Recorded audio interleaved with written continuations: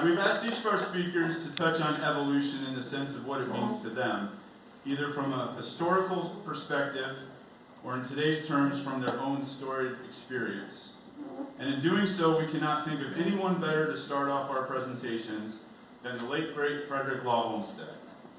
Popularly noted as the father of landscape architecture in the United States, he is the reason many of us in this room today have careers in our respective fields.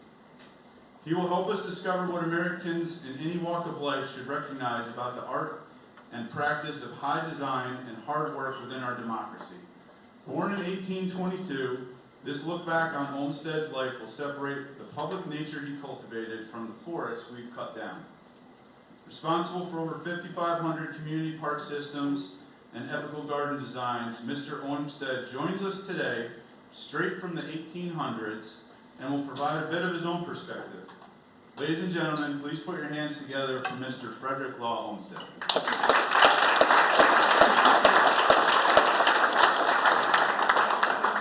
Well,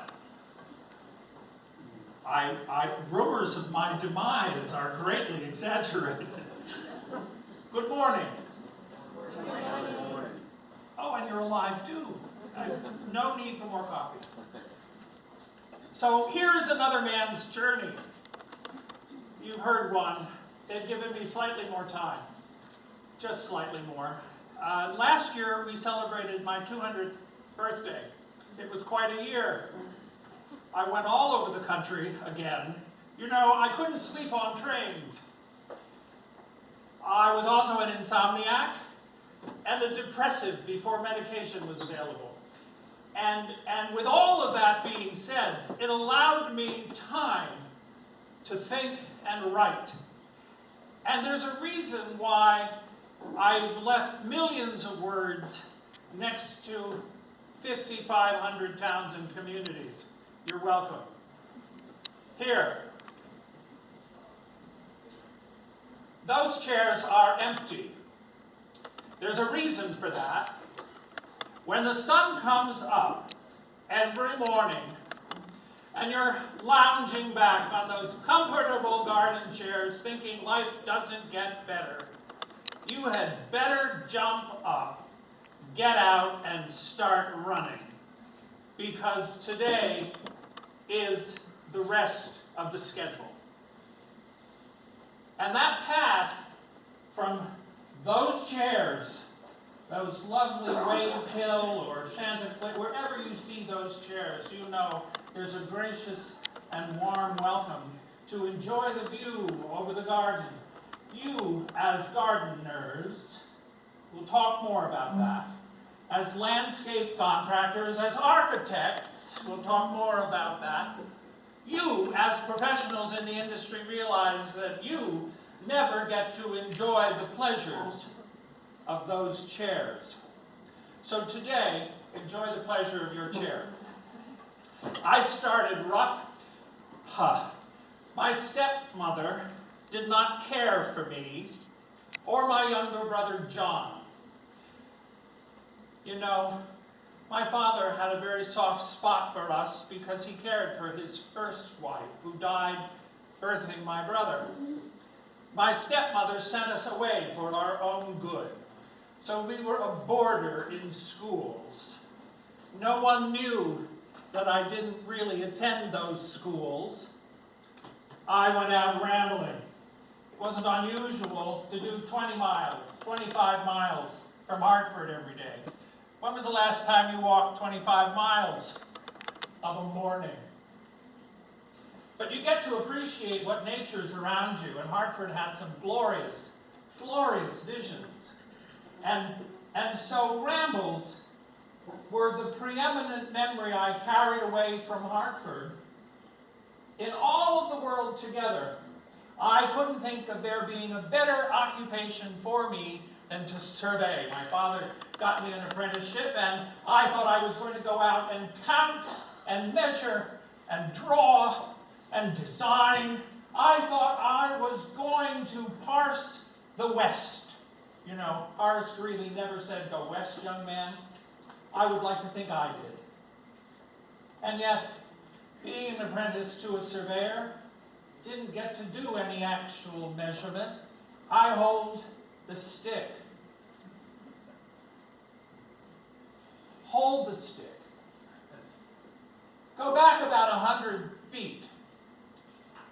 Go down that hill, up that mountain. Hold the stick. Sir, oh sir, this job is not for me. Father, let's go to New York. I want to be a store clerk down on ship's side. I want to inventory the world's goods. I want to count and measure and parse and understand and view the world through the eyes of a New York shop clerk. Yes, and I want to live in a city, filthy, smelly, dirty, stinking, unadulterated, raw sewage and horse dung. Father, I want to live in Brooklyn. Every day walking from the docks of the Lower West Side to Brooklyn. This was before the bridge, you know. That's that whole Gilded Age that comes much later. Mark Twain talks about it a lot. Walking to Brooklyn. Here's where rambles and walks connect. There's a cemetery in Brooklyn. Across the street from Prospect Park, actually, you can see it there today. And the cemetery is called Greenwood. Greenwood. Every day, going and coming back, I needed to get away from counting merchandise. 1,000,001, 1,000,002, 1,000,003. I'm not meant for this. But I was meant for walking.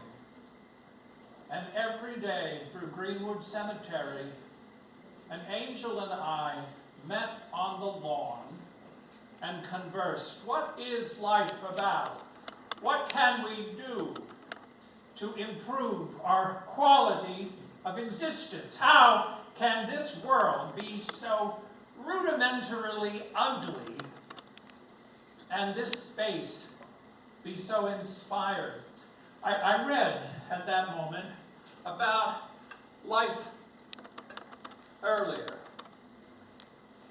And what struck me most is that I require in my passage through my world to seek out the genius of the place. It harkens back to the Augustan age of imperial Rome. And the genius of the place in Latin is genius loci. L-O-C-I, if you are looking it up.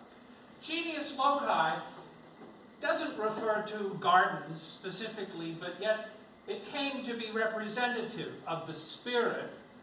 And in any planted space, in imperial Rome, especially those closed atriums in the center of homes that had gardens of all things, with roses, even more importantly, all of those historic close gardens had this protected spirit. There was a god or a goddess especially assigned to be my protective spirit, the layers and penates of my house. I wish there to be a genius of the place. If you call it native plants, that's fine. If you call it the best dang hardscape anybody can set on earth, if you call it the best maintained sense of place, do you understand? This is not old world Roman Latin. This is current, the here and now of what we do and how we do it. If we cannot maintain the spirit of the place, we are not speaking of the angels in the midst of gardens. Father, I'm going to apprentice myself to a Chinese clipper ship, and I'm going to the Orient. Yeah, how young was I? On the outbound, I was sick almost all of the time. I couldn't do my cabin duties. I was up there on the bow, overboarding. I lost nearly 50% of my body weight. but the captain did not forgive me. He said, "You are going to stay on this ship while we reach our ports, and you are going to tag and count the inventories that come aboard." Oh, yay. But yet I got to look out and see that in China, it was just as bad as New York, only more so. There were more people and more environments. And we came back. This man, we got to know who Captain Bligh was. This man was worse. He did not know how to work with crews. He did not know how to put men together for a positive source of enjoyment and pleasure in the job.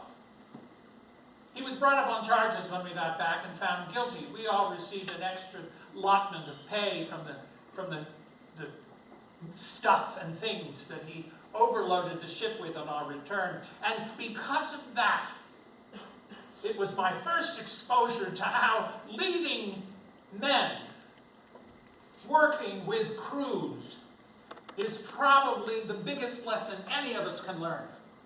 If we can't organize and put together the teams that are responsible for creating that spirit of the place, then we are not doing our jobs, because it is about the us in the place. On return, I knew I would never sail a clipper ship again.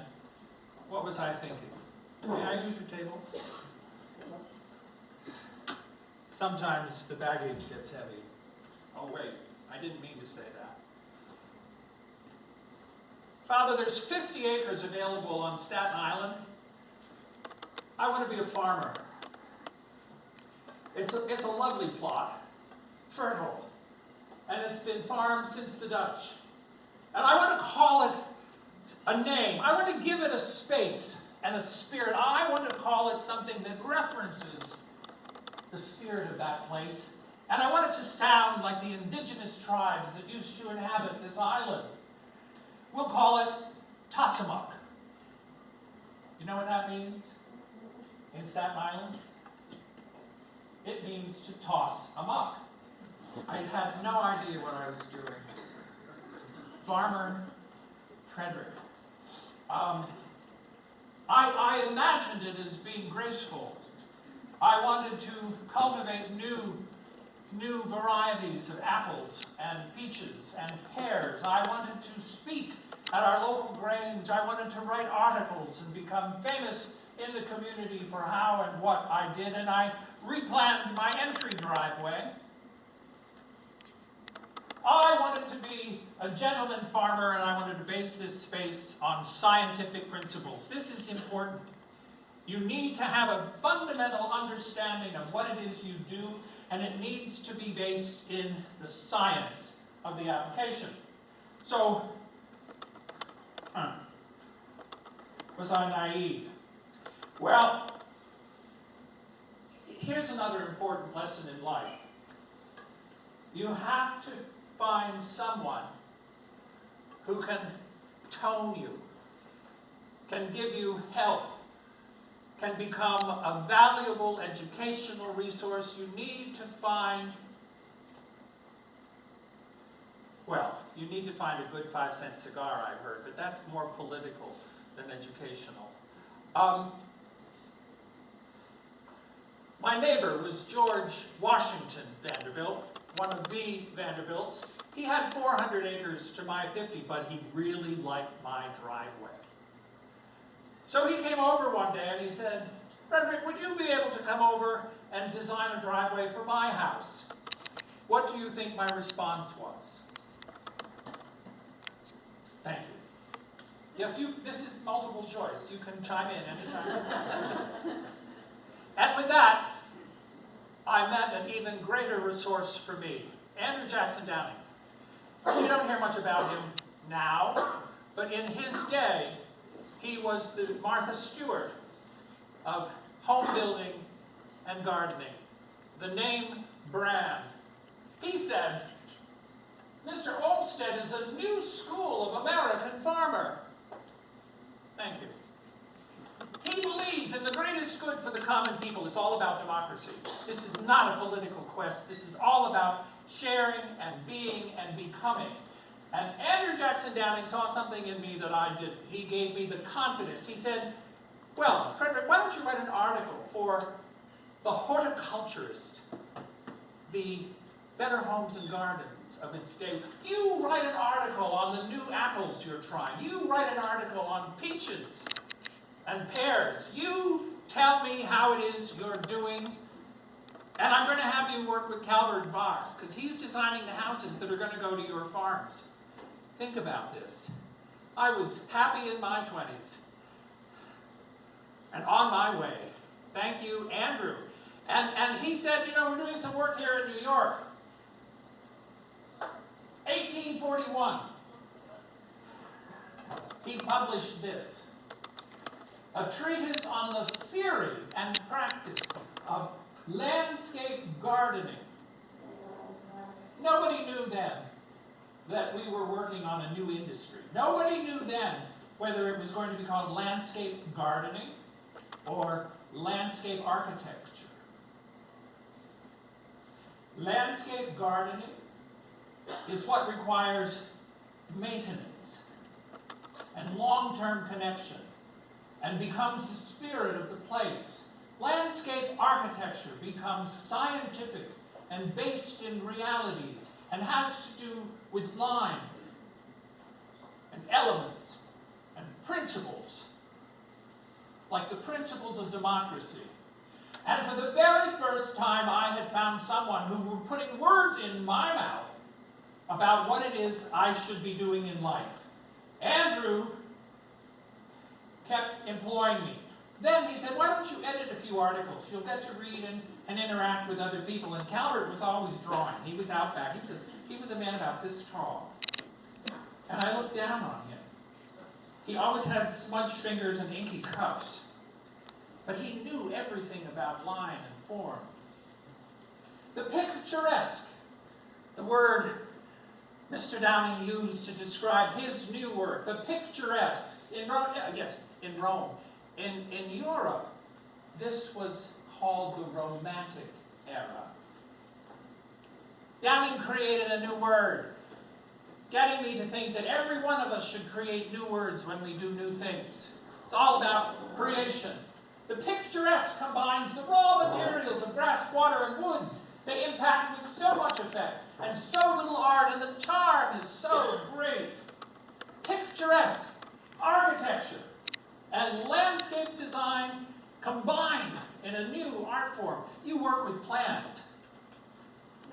I swear, everyone is sometimes feeling locked in a plan. You can't see the trees for the plans. Go to Brookline. This is the amazing thing. Go to our offices in Brookline, the Olmstead offices. It's a national parks site today. Go to the offices and see how big that blueprinting machine is for copies. It's like an aquarium from Inner Harbor. Can you imagine the smell of ammonia in the morning? That's not going to get you up out of that seat. That's going to put you back and knock you out. Get out. Smell the roses, not the ammonia. Oh, but wait, we don't do blueprints anymore. Now you have it on your phone, I bet. Right? Oh, let me check that detail. That's what I have my wife for. She keeps track of those. And then probably the most disturbing concept. Downing felt that all of us should be responsible for planting spacious parks in our cities. This is a mantra. That's a Far Eastern concept of life that accompanies everything we in the industry should do. This is where we were in the 1840s. Every urban environment, polluted skies, polluted water, and trash everywhere. You don't know how difficult that was.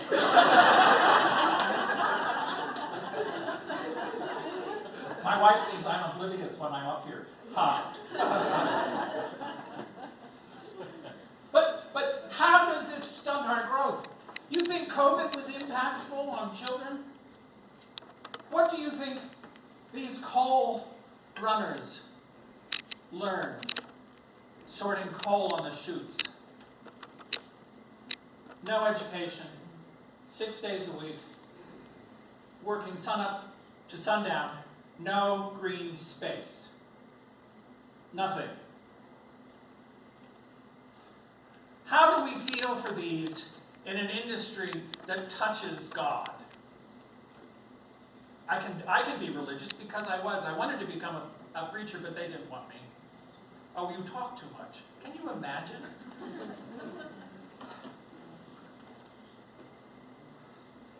To do what Downing charted for me, I needed to be cultivated. My younger brother John and a good friend Charlie. Yeah, good time, Charlie. Let's go and tour England. What do you think? I want to go from Plymouth to York, rough. Let's sleep in the fields, under hay wains, in barns, in collectives. Let's talk to every farmer, and let's also visit every garden that we pass from Plymouth to York. Took all summer. We walked it. There were people who thought we were vagrants, but that's okay. We explained. And I used proper English with an American accent. Everybody forgives you. No. Came home. Had a lot of notes. Didn't sleep. Wrote constantly. And with all of that being said, I didn't have a title for the book. Charlie, what should I call it? John, what do you think? Where are we? You know, when you keep notes in a leather-bound book, things that we don't do anymore. I used to guarantee that I wrote 500 words a day. And the pencils were never sharp. And they were encased in steel. What do I call this book? My father came up with the most unique title, and we ran with it. It was very noteworthy. It caught a lot of attention. Walks and Talks of an American Farmer in England. It sold about, 5 copies. Dad, Uncle Bill. But it set me on a heading. And Downing said, this is a good first attempt. You've got your feet wet. What can I say? I was still in my 20s. I didn't know what I didn't know. But I was working it, pushing the crowd. You've got to do the mentor and friends. We can't live in this world. We can't live in this industry if you're not working the crowd. The landscapes in England, from Lancelot, they called him capability ground. They were all Downing models. Grass, sheep's meadows. You know, Andrew Jackson Downing copied most of his work from Capability Brown. Capability Brown was an engineer. He knew nothing about gardens, but he knew how to build dams. And what he did in building dams was create that big mirrored surface with an artificial lake that would reflect the big house. Owners loved him because it made the house look twice as big.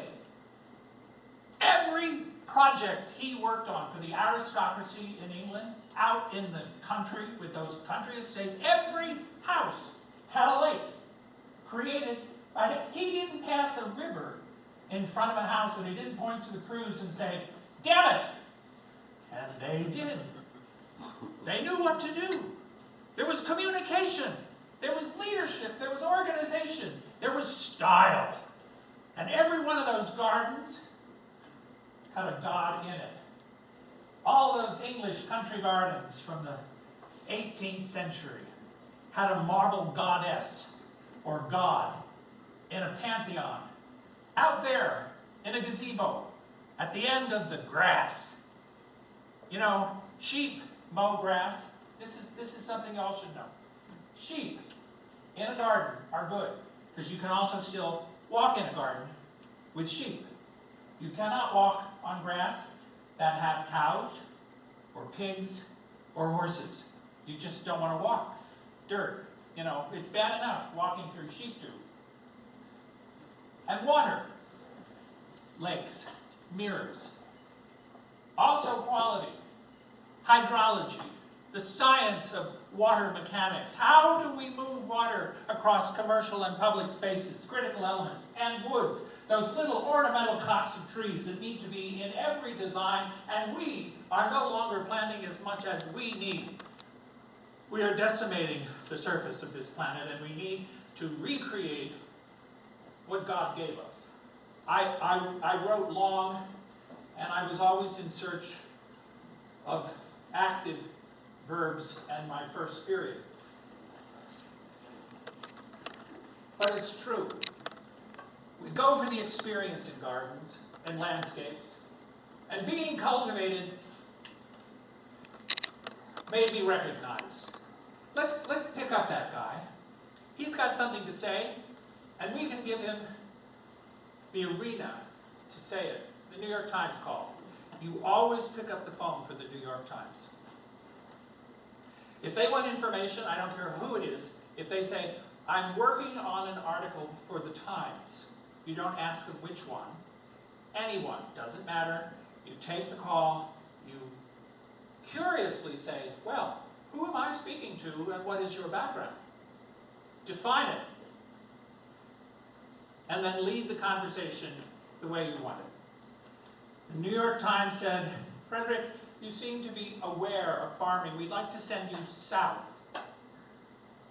Below the Mason-Dixon. Yes, we'd like to send you south, and we want you to send us your dispatches to analyze the system known as chattel slavery and how efficient it is within their agricultural economy. 3 years, hundreds of dispatches, millions of words, 3 books. After they were all done, they were edited down into a 1,400 2-volume collection called Cotton Kingdom. Still very current. All of the things that we are still talking about. This is a traveler's observation. Well, yes, a traveler's. Think about it as a tour. We're leading a tour, and we're going to pack the bus to 55 people, and we're going to see these stops. A traveler's observation on cotton and slavery in the American enslaved states. I went to the eastern seaboard, I went to the deep south on the coast, and I went to Texas, which was even then a totally separate and unique political entity. German, mostly. The Cotton Kingdom is the nearest thing to prosperity that prosperity has to an exact transcription of a civilization which time has tinted with romantic legend. Yes, there was no story associated with the war at that point. There was no alternative facts. The Civil War was about slavery, which was inefficient, exhausting, and unprofitable. Let us talk about the profit motive. When all of your goods and stuff and things, all of your great buildup of capital is preserved in human beings, and that is the only value that you have, you become entirely inefficient. As a result, I came home from that third trip, and Henry Ward Beecher brought me into church. He asked me if I would help him purchase howitzers to arm John Brown to send to Kansas. I became an abolitionist. I was anointed by Harriet Tubman. Incredible woman. Fierce. We need to be fierce. We need to face the world on its own terms and define where we stand. But that left me in the middle of the 50s, the 1850s, with no real career. The New York Times peered out. The book became a bestseller. Actually, I sold more than Uncle Tom's Cabin. Harriet Beecher Stowe in Hartford flew around the skies at night on her witch's broom and said, "I'm going to get that, Frederick Olmstead." I had friends. Washington Irving, you might know him from the Ichabod Crane story. But he was a mover and a shaker. He knew how to get funds diverted from the politicos in Albany. And yet, Andrew Jackson Downing had said, we need a park in the city of New York. They had set aside land but hadn't invested in the development of it. They wanted to be a park in the center of the city. And Washington Irving, with the vision that he crafted after Downing died, very young and tragically, Washington Irving said, we need to push this project along. We need to get someone. And he enlisted help of the other great old money in the city. James Hamilton was Alexander Hamilton's son. James took me aside one night and he said, you know, Frederick, you should just write a musical. It's going to make more money. Peter Cooper of Cooper Hewitt.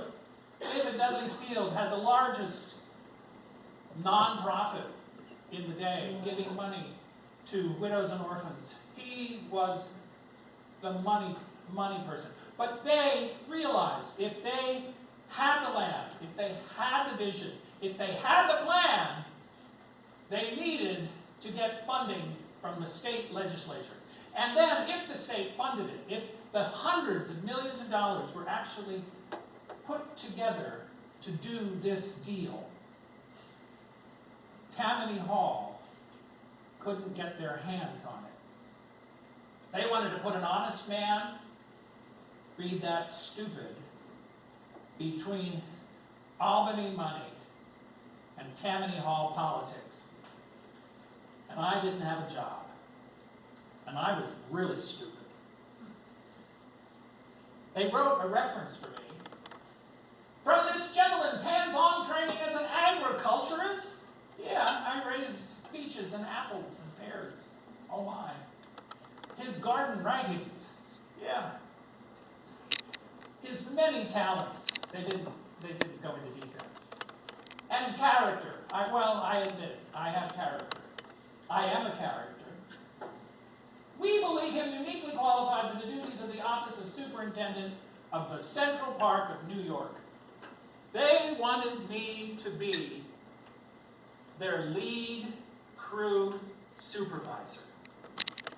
They wanted me to push a wheelbarrow and move the millions of tons of earth that were going to be required to create this heaven. They wanted me to be with the barrel at the end of the day, paying the day laborers their cash on the barrel head. They wanted me to see that the money went to the workers and not to the graft in the political section downtown. They wanted me to stand for all time as the purveyor of democracy and design and the building of a garden that was going to transform the world. A proper city park, then, should provide escape from the city. Yes, and from the responsibilities, and from the headaches. And I needed to take on, with Calvert Box's help, here's this little guy out of the Downing studio who had an idea, but he didn't have the presence. Listen to me, he said. You've got the presence, you've got the voice, you make the pitch, I'll draw the plans. Your kids can color the trees.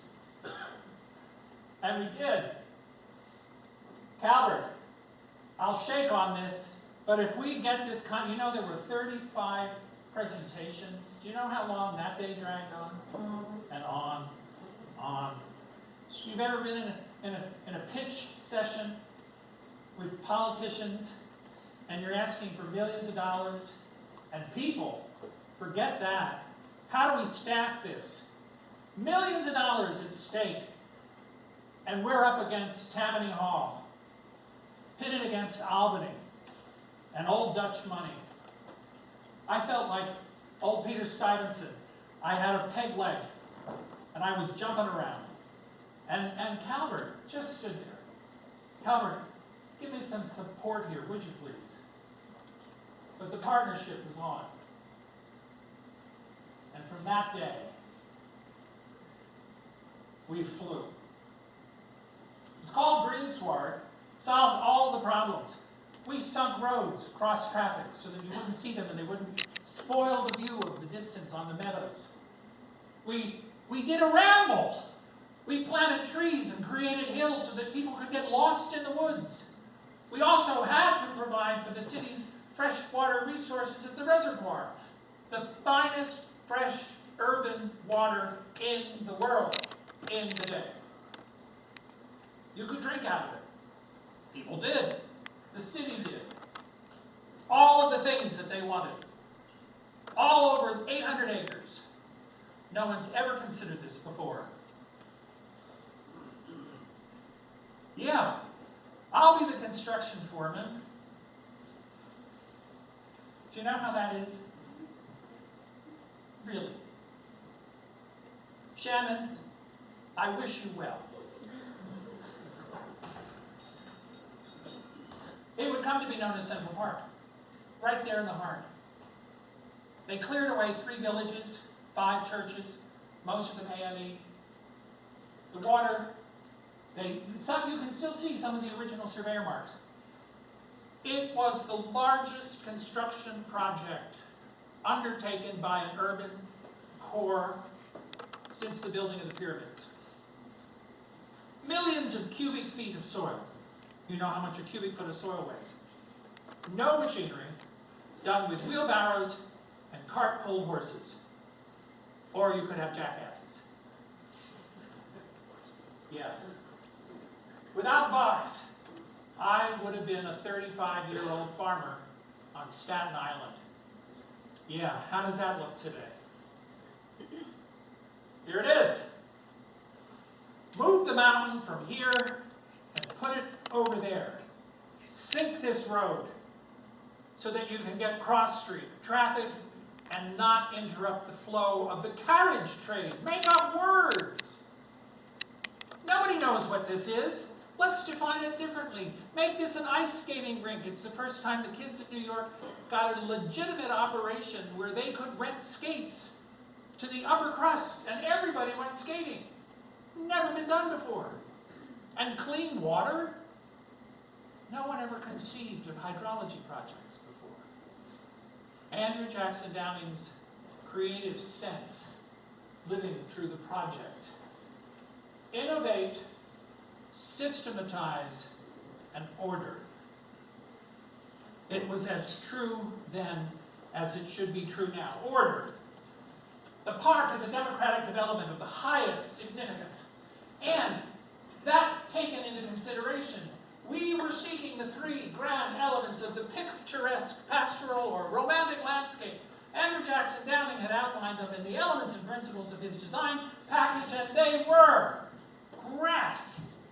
Sheep's meadow, actually with sheep in the 19th century. You could go and pet them. You could name them. People did. And you look at this, and you see the water under the Bow Bridge, as the Bow Bridge exists today. But the idea wasn't even there then. There was no water there then. Now, it's commonplace. And woods, not any woods. Woods that are going to be 4 seasons. Color in the spring. Full of leaves and green in the summer, and color in the fall. And the bareness of the trees sticking through into the urban environment. In addition, there's one uncommon space in the heart of it. One uncommon place that everyone could go and mix. For an angel went down to the pool and stirred up the water. Then whoever stepped in first after the stirring of the water was made well of whatever disease he had. It's taken out of John. And that space next to the temple in Jerusalem was called Bethesda. So Vox and I decided that the one bit of sculptural elegance we were going to add to the 800 acres was called the Bethesda Pool. And that angel was the angel of the waters. Now, of course, it's become many things since for many people. And angels in America didn't know that Bethesda was a New Testament reference to savings of grace. The black and white of it, the details of it, was that that fountain was fresh water for everybody who lived in the city of New York who could drink out of that pool. And because of that, it was the great congregator. It's the end out of that long concourse. So the rich walked to the pool. The poor walked to the pool. You go underground for a little bit, and then you come out in the sun of a full day, and the colors come in. And that's where the magic happens. It's the colors that we present, that we do, that we learn, that we know, that we offer to the luckiest of clients. And we cannot undersell that. Later, when I came back, much later, to the city of New York, after the war, what happened? Tammany Hall did ultimately get its hands on this project and all the money that it represented. And Tammany Hall hired gardeners. Now, I know gardeners are here. We don't talk enough about gardeners, but Planet Earth's gardeners are part of the process. And if we don't think about how gardeners work and how they are led, then we only have half of the magic and mystery. The gardeners in Central Park were so untrained and unprofessional, and they were only there for the money and the cash. They had limbed up every tree just for work. They had ladders that were as tall as the trees so that they could take the limbs off very carefully and very slowly, all the way up to, so they had a pencil with a fluffy top.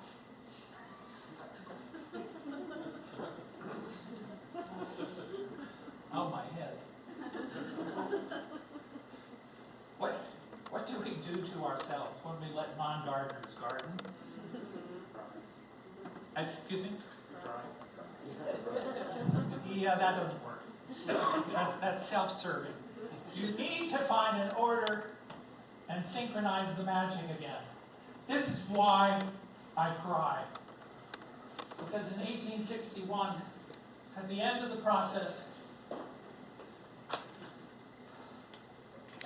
Charleston fired the first shot over Sumter. I've lived in Charleston. I've worked in Charleston. And Sumter is right out there. There's no coming back. And don't tell me it wasn't about slavery. I've lived on Magnolia Plantation. It's such a heaven and haven. And gorgeous camellias and azaleas. And water on the Ashley flows tidally. And then there's alligators. Be careful of the alligators. But then there's great blue herons, and barred owls, and American eagles. Ultimately, Fort Sumter defined it. Washington said, who was that guy over in New York who organized the construction of Central Park? They offered me a job, another job. They said, we need to create a sanitary service in order to create hospitals that will tend to the needs of the injured. I was there at the founding of the U.S. Sanitary Commission, which would become the American Red Cross. And at that founding, I was told I needed to save more northern lives than southern lives because I knew from my financial analysis that if we had more men live, we would ultimately prevail and win the war. This is good and big work I have. This is what we aim to see. Here is how wrong photographs. Look at this picture. Look at it very closely. What is it missing? It's clean, it's sanitary, it's men improving in health because I created this environment. But what is it missing? There's no women in this picture. I put women in the wards because if our women would serve to bring our men back to health, how much healthier would this system be? The South didn't want any of their flowers in the hospitals. Oh, that's too gruesome. I got Clara Martin. I put women in the wards. We need equality, and we need it to represent who we are as gardeners and landscape contractors. So I'm using Shannon, I asked her permission. How proud I am that you'll take a picture of this room at the end of the day and there'll be women in it. Like, they took the women out. They said, women can leave now, we're taking a picture, you can't be in it. I never noticed that. What are we doing? Standardize, sanitize, and build an order. Yes, we needed to be sanitary, but more importantly, we needed to have this rolled out at every battlefield. We needed to make them designed in parts so that they could be installed quickly and removed to other areas of the war. We needed to design and implement and build and create and order them, and orders out to the field, like a military order. And I want women in the wards. He works till 4 in the morning, sleeps on a sofa in his clothes, and breakfasts on strong coffee and pickles. It's all at the kind of hat. Look, we gotta get these men off. We need to do triage. We need to invent ambulance trains. We need to put 36 men on cots in rows in a train car, and they need to move. We need to get them to a more secure location ASAP. And look, hospital, ships, this Potomac battle, the war on the Potomac is going to be won by the people who can triage and move their wounded out on the river, not over the land. It's the first time anyone conscripted a naval vessel, and you better believe the Navy was really hot mad about this guy. Who does he think he is? Ordering. He's an extraordinary fellow, prominent defects, a monomania for system and organization, and an appetite for power. I can save one more Northern soldier than the South can field. We have won. I was on the field at Gettysburg the day after hostilities stopped. Coffins. No one thought. The number of coffins. No one thought how to bury so many dead. No one had considered it. It was an apocalyptic amount. And the memorials that would flow in, people were building granite things in the middle of battlefield, sacred space. I was appalled. I had opinions. I had design sense. No, you can't build that here. And no, we need to bury people with honor.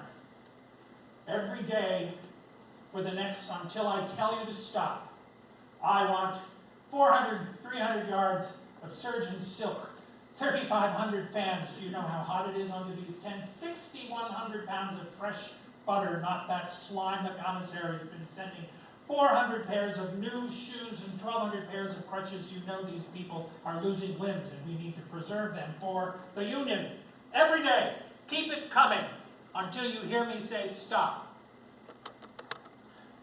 And still the member in the trenches. Still, they went up and over the top.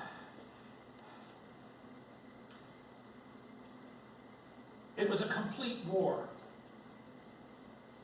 the like of which had never been experienced. But what changes? In the 150, 200 years gone, life is the same. The wars are still complete. And even more dangerous, the world in conflict. I had to leave. Actually, they sent me home. Frederick, you need to get gone now. This is a political thing. That doesn't change either. God created war so that Americans would learn geography. How many people have checked maps lately? You know? Things you say. Washington came calling again. Here's they thought, let's give Frederick a break. Frederick said he could do landscapes and wanted to take on bigger jobs. The federal government had land rights in Yosemite Valley. And the commercial interests were pressing the federal government. They wanted to have access for railroad right-of-ways, mining. They wanted to mine it, strip mine. They wanted to have logging rights. They wanted to, California, then and still, California wanted all of this water. Everything that rained over the whole western side of the country needed to have water. So they sent me with a commission from the Congress, a congressional commission, to inventory trees in Yosemites. Okay, I need some help. So I hired John Muir. You may have heard of him. He wasn't any easier to work with then or now. He had opinions. He said, we just need to put a fence around this and keep it private. This is not open to the public, and you don't give any rights out. I wrote the majority opinion, and I said Yosemite Valley should be held, guarded, and managed for the free use of the whole body of people forever. Lincoln wordsmithed it, and it was before the Emancipation Proclamation. He needed some good news out in the public press. He said, Yosemite Valley is to be held for public use, resort, that's a good word, here we are, resort and recreation. Look, things to do, like golf courses. And alienable for all times. He loved that word. You know, Lincoln, the wordsmith. This is what was enacted, and so we have the first, Yosemite National Forest. It was the beginning of the national park system. And it took an act of Congress. Still does. But it made a legacy of trees, and here's where we get to the heart of it. What does that mean? We need to look at trees as the canopy that preserves our life. Here is the Quercus virginia, the live oak, in Johns Island, off the coast of Charleston. It's called angel oak, maybe 500 years old. Look at that. It's massive. Buses stop. They used to drive and park right underneath it. We all know how bad that was. God knows they've had more sense. But how important is it to preserve the big trees so that we get respect for the little trees? I'm in a subdivision that was built 34 years ago. Everybody planted trees. Many of the houses that have been sold twice over have 2 new sets of trees that were planted because they cut down all the old growth. Oh, they'll fall on the house. Where's the education in that? Here, this is a Cladastus Kentucky yellowwood. Louisa Adams lost a son when they were in the White House in Washington. And she got to like this tree. And she said to John Quincy, I would like to take that tree home with us as a memorial to our dead son. This is that tree. From Washington to Quincy, Massachusetts in Peacefield. And that's a history, the like of which we no longer have. You have history of trees here. Look at this. Here's the white oak, which was known as the arbutus in Ellicott City. It's right down the road. Oh, wait, no. No. This is 2019. It was at the intersection of all the highways. They built a big triangle around it. And it just broke my heart. Broke my heart when I saw that. I was going to use this as the exemplar. Well, yes, this is the exemplar. How are we respecting our canopies? They're monumental undertakings, and if we don't approach it that way, it will not survive for our heirs and assigns. You know that Washington did not want Lee's plantation overlooking the White House. You all know that. So from the very early days of the war, they claimed the Lee Mansion, which was known as Arlington House. It's just undergone a magnificent restoration. Go visit it. They are interpreting Lee the way he should be, not as some hagiography. Arlington House overlooks what is now the nation's largest cemetery, military cemetery. We have in the room a man who represents Carnton Plantation from Tennessee, who is the only privately held military cemetery that buried the dead on both sides of the war in Franklin, Tennessee. Public hygiene was the reason. Where do we put all of these dead bodies? How do we memorialize the caskets? Public parks. Buffalo called. Let's design a parks system. Let's have parkways. I want to have the carriage trade running one route and the tradesmen running in the back of the houses. I want to have names for subdivisions using Celtic gods. Let's call them Druid Hills. How many of those do we have because of this? And then, next year, Chicago. I love Chicago.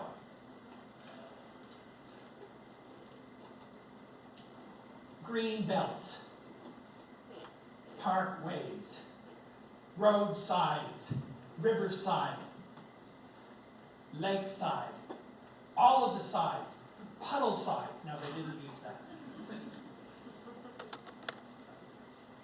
We're designing event-driven horticulture today. We need to have events in horticultural environments.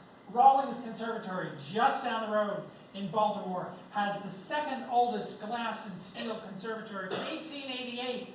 I remember it. It was gorgeous when Baltimore wanted to be the eastern terminus of the east-west transit. It was a gilded age, and guess who called? I took it on the first ring. It was George Washington Vanderbilt. I have 125,000 acres. I'd like you to design a garden. Let's design the first National Arboretum. Let's put a house. Let's blow the top off that mountain. Let's build a house.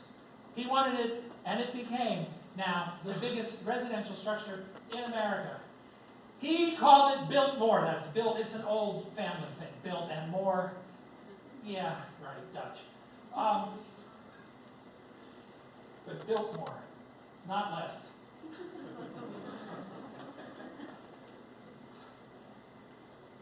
You're welcome. Same view. You can stand there and take notes. Go, quickly. The trees are still there. A capital idea is to plant trees. So Washington, never tired of calling me. Here. So after the war, the dome was finally finished, but they had never designed the west front. You know, everybody came from the east. Now people were moving west. Horace Greeley never said it, but it's true. Go west, young man. So they needed a whole new front. Who did they call? I had the systems. I had the crew. I had the people.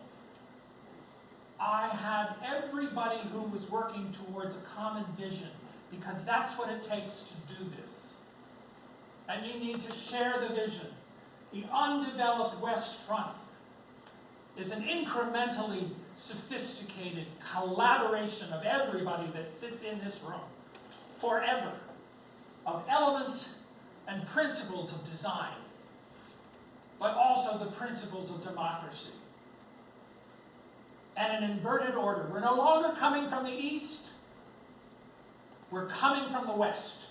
And because of that, because we need to see this through another paradigm, and I hate that word, because we need to do this differently. This was a chance to form and train the tastes of the nation. Look at that. It's elegant and simple and complicated. And there's grass, water, and woods. It's an English country estate. The only thing they don't have is sheep. Can't have everything. But look at this. Look what's wrong. This is the design. Look at this. There's a forest out front. Look at that forest. How wonderful. Like the congressional offices and the building would rise for what should today be a forest of 120, 150-year-old trees. And there's teeth out. But you know, that annoys me. And it took them 18 years to get this far. Congress was forever saying, well, can we do it with one set of steps? How about we don't need that many fountains? And how about, why don't we use bricks instead of marble? You know, all of this stuff. Just as political then as it is now. And in short, the capital of the Union manifests nothing so much as disunity. This was 1892. It hasn't gotten better. But this is what is today America's front lawn. And everything that happens here is part of all of us. We need to own it and take care of it and possess it. And in 1893, we opened the Americas, where this was in Chicago, but it was celebrating 400 years of us. And it was the Columbian Exposition, and again, it was the first time they had children's entertainments. It was the first time they had international pavilions. It was a building, a set of buildings that's created by the nation's finest architects that were covered in white stamp, so all the buildings looked alike, and they were Empire in style, and I designed the grounds. It was on a subdivision I had surveyed 50 years earlier, and it was still there, and we could use it all, and we knew everything that there was to take, and it was there. And then, to get from the here to the there, we could build the midway between the here and the Ferris wheel. That was the first one, and the biggest still. And the colors come in. And this is why this changed the world. And at night, for the very first time, whether it was the fight between Westinghouse and Edison, whether it was AC or DC current, I didn't care. I just wanted to flip that switch and the lights came on. The first large public event that was illuminated at night, and the Women's League voted to have it open on Sunday. Imagine, on Columbus's holiday in October of 1893, 757,000 people came to this site. It was the largest public gathering since ancient times. And it happened in Chicago on the lake. The Great White City. The Great White City. My children, John, Rick, it looks as if time has come to count me out. I need that legacy. We need these trees. And we need shade. Shade for our descendants to sit in clean urban environments. Let us not seek for present delight, nor for present use only. Let us seek such work as our descendants will thank us for. Let us think that a time is to come when men will say, see, this our forebears did for us. Thank you for your attention. Thank you for your presence. More importantly, thank you for your collective work in our gardens today. Seriously. Thank you very much.